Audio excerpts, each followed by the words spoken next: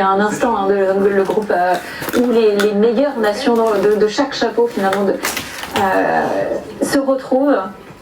Alors États-Unis, Australie, du coup les Australiens qui ont été les États-Unis. La Colombie, la Croatie, l'Équateur, le Sénégal ne sont toujours pas sortis. Ça y est, pour l'Équateur. Et là aussi, hein, ça va être une drôle d'opposition parce que l'Équateur, Smaïl le disait, c'est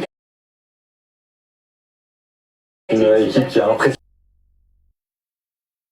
en Amérique du Sud, qui a beaucoup de qualités, qui ne cesse de grandir. William Pancho incarne parfaitement ces qualités-là aujourd'hui. Mais Allemagne-Équateur, ça promet. Ça avait été le match d'ouverture. Ils s'étaient déjà affrontés, ces deux équipes, en 2006, quand l'Allemagne avait reçu la Coupe du Monde.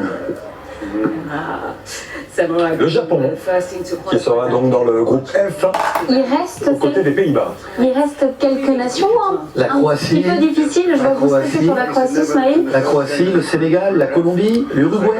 Le Sénégal en phase de groupe, c'est pas un bon souvenir pour l'équipe de France.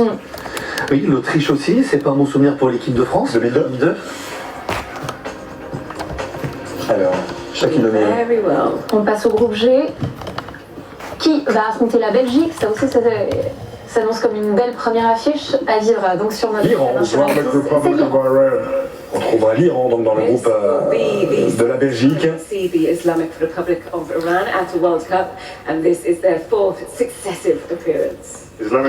Dans quelques secondes, maintenant, on va savoir une des nations que va affronter l'équipe de France pour les phases de poule du Mondial 2026.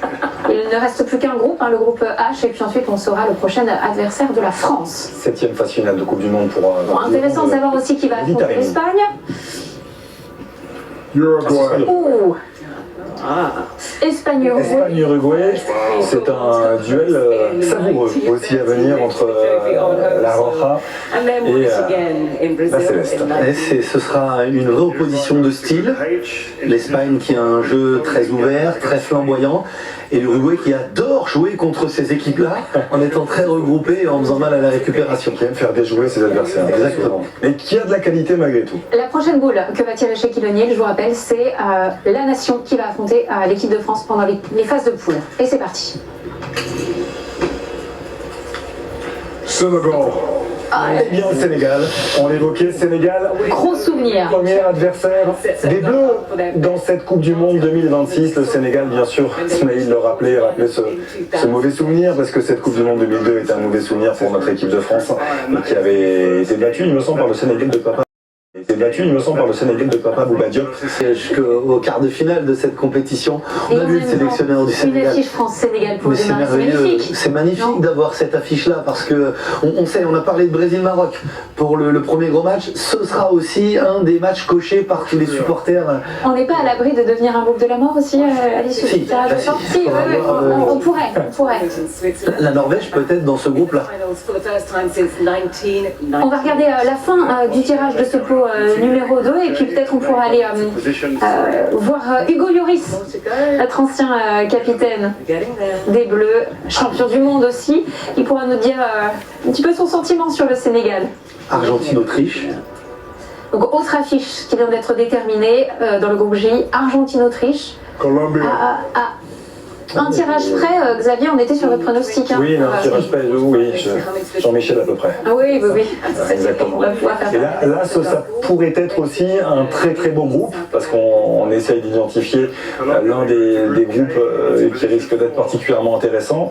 Le Portugal-Colombie va l'être, parce que là, on a deux très grandes nations du football. Les Portugais, de par le talent qu'il y a dans cette génération depuis plusieurs saisons, on le sait, et la Colombie aussi, emmenée notamment par Luis Diaz, l'ancien attaquant de Liverpool, et fait désormais le bonheur du Bayern Munich. Celui-là aussi pourrait être le groupe de la mort.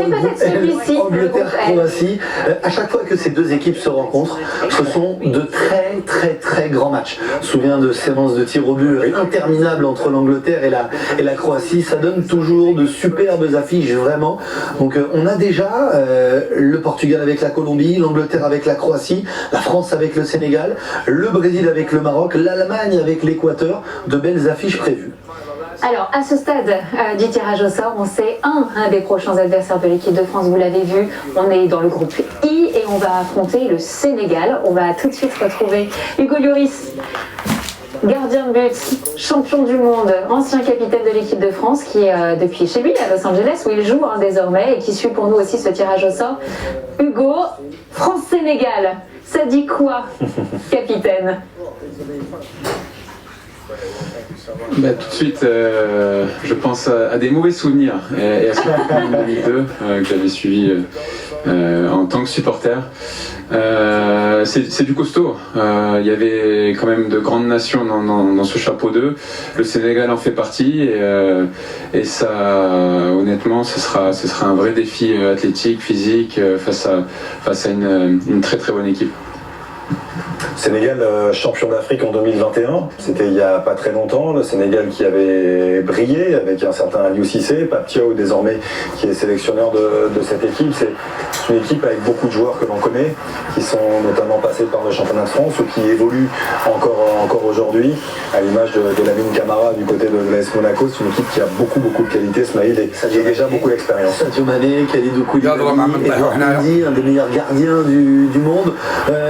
Voilà, c'est une vraie position pour l'équipe de France. Et Xavier, Ismaël, Hugo, on voit donc le chapeau 3 être présenté. On peut redonner à nos téléspectateurs donc les nations qui sont présentes dans le chapeau 3. Norvège, Panama. Avec une petite pression sur les épaules de Smaïl, parce qu'il y a l'Algérie qui figure dans ce chapeau 3. Alors, donc il y a de l'émotion. C'est à vous. Il y a une petite pression aussi toujours. Oui, la Norvège, le Panama, l'Égypte, l'Algérie, l'Écosse, le Paraguay, la Tunisie, la Côte d'Ivoire, l'Ouzbékistan, le Qatar, l'Arabie Saoudite et l'Afrique du Sud. L'Algérie ne peut pas être dans le groupe de l'équipe de France puisqu'il y a déjà une nation africaine qui a été tirée, en l'occurrence le Sénégal. Donc l'Algérie ne peut pas être ni avec le Brésil parce qu'il y a déjà le Maroc, ni avec le Sénégal parce que dans le groupe de l'équipe de France il y a déjà cette sélection africaine. Il y a aussi l'Arabie Saoudite dans ce chapeau 3. On l'évoquera parce qu'il y a Hervé Renard qu'on connaît très bien et qu'on apprécie énormément. Donc ce sera à suivre avec attention. Et puis la Norvège, Erling Haaland, c'est lui qui est sur toutes les images quand on présente cette équipe depuis le début de ce tirage au sort. Hugo Lloris, d'ailleurs on parlait des nations et puis vous parlez de ces stars qu'on va voir jouer dans l'équipe de France. Est-ce qu'il y a des joueurs que vous regardez particulièrement, peut-être qu'il faut avoir à l'œil, en dehors évidemment de l'équipe de France? Quels sont selon vous, Hugo, les grandes stars de cette prochaine Coupe du Monde? Je pense que je vais pas être original en parlant de Léo Messi, Cristiano Ronaldo, mais je pense que voilà, un joueur comme Sadio Mané aura à cœur de briller. Lorsqu'on parle du continent africain, Heung-min Son, mon partenaire au LAFC, un joueur emblématique de Tottenham par le passé, mais également de la Corée, les capitaines de la Corée du Sud. Mais je pense d'une des belles équipes,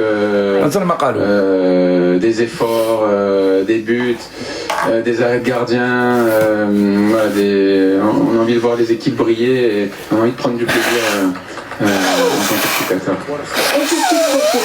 On a donc la troisième nation qui a été tirée, enfin la deuxième nation, et donc ça fait 3 pays dans ce groupe A. L'Afrique du Sud. Mexique, Afrique du Sud, Corée du Sud. Il y a aussi des duels. Je ne sais pas si j'ai le droit de le dire parce que Hugo nous entend, mais le Mexique et l'Afrique du Sud. France-Sénégal, match bab. En 2010, ces deux équipes s'étaient affrontées, ça avait donné un match avec pas mal de retournements de situation. Donc ça devient un classique lors des Coupes du Monde. عندك المروك بريزيل ماتش باب. Et donc le groupe B avec le Qatar qui est positionné dans ce groupe B. Maroc بريزيل ماتش باب. Et de la Suisse. Le Qatar, nation émergente. وعندك l'Angleterre ou la Croatie ماتش باب ثاني بورديل. La première fois quand ils avaient joué en 2022, c'est parce qu'ils recevaient, ils étaient qualifiés d'office. C'est donc Aaron Judge, un joueur star de baseball, capitaine. كاين ماتش باب كاين. Création de ce chapeau 3. Le Paraguay ne peut pas être avec le Brésil, par exemple. Donc le Paraguay ne sera pas dans le groupe C avec le Brésil et le Maroc. En revanche, le Paraguay peut être dans le groupe D. Le Paraguay va être reversé dans ce groupe D en compagnie des États-Unis et de l'Australie. On rappelle, c'est une précision Partagez on importante, live, Ismaël le partagez rappelait le justement il y a quelques instants. بارطاجيو لي زالجيريان باش الناس تعرف عمل يلعبوا بارطاجيو واش Hormis بكم pour les membres de l'UEFA qui sont 16, on le rappelle qu'ils seront 16 dans cette Coupe du Monde 2026 et Yadra. là il y en aura 2 maximum. هاي تبع Donc à ce stade, la France peut toujours potentiellement rencontrer une autre Côte nation d'Ivoire. européenne. Très beau groupe pour la Côte d'Ivoire. La Côte d'Ivoire Le groupe E, sera donc dans le groupe Allemagne. E aux côtés de l'Allemagne et de l'Équateur. Équateur, Côte d'Ivoire. Ça c'est un drôle de groupe aussi parce que là on parlait de l'Allemagne l'équipe مشتاق. victorieuse de Coupe d'Afrique des Nations avec le Sénégal en l'Allemagne مشتاق. 2021. Les Ivoiriens l'Allemagne, ont été Côte d'Ivoire, en match 2023, bas. on s'en souvient. C'est vrai que c'est une sélection l'Allemagne, de grande Côte d'Ivoire, qualité. match bas. Avec l'Équateur et l'Allemagne, oui, on se dirige vers un groupe particulièrement homogène. On avait Mersfaï, le sélectionneur des éléphants de Côte d'Ivoire, et il sait qu'avec l'Allemagne et l'Équateur, il a 2 gros adversaires déjà. Est-ce qu'on peut dire à ce stade, بعد. évidemment il y a encore beaucoup de nations qui restent à بعد. retirer, mais est-ce qu'on peut dire à ce stade qu'on a quand même des بعد groupes الخيشة relativement تاع التليفون. équilibrés?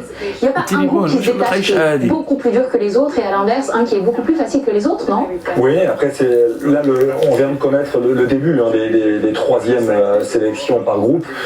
Le groupe E, très sincèrement en termes de qualité, les temps chauds. Équateur, c'est un groupe vraiment relevé. Oui. On va voir par la suite ce qui va se dessiner. La Tunisie important aussi, puisqu'on rappelle que pour la première fois de l'histoire de la Coupe du Monde, on retrouve les sélections algériennes, tunisiennes et marocaines présentes, accompagnées également par l'Égypte. Chers téléspectateurs, il est 19h49, on est en direct sur C'est bon, M6. Agda. Alors, pour ceux qui nous rejoignent, peut-être que vous êtes un petit peu surpris habituellement.